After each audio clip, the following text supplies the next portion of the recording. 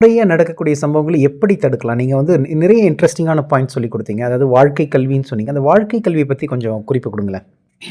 அதாவது சிறு வயதிலேருந்து நம்ம படிக்கிறோம். சரி.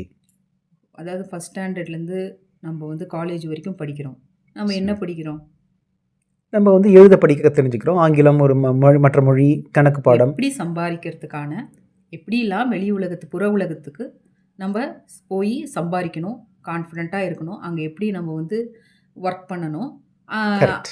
வெளிநாட்டுக்கு போய் எப்படி சம்பாரிக்கலாம். அந்த தொழிற்கல்வியே சொல்லிக் குடுக்குறாங்க. கரெக்ட். ஆமாமா. எல்லாமே கரெக்ட்டா போகுது. ஏன் அப்போ வந்து படிச்சவங்களுக்குலாம் ஏன் அப்போ ஸ்ட்ரெஸ் வருது? எல்லாம் படிச்சா தான் நல்லதுன்னு எல்லாம் சாதிக்கலாம்னு சொல்றாங்க.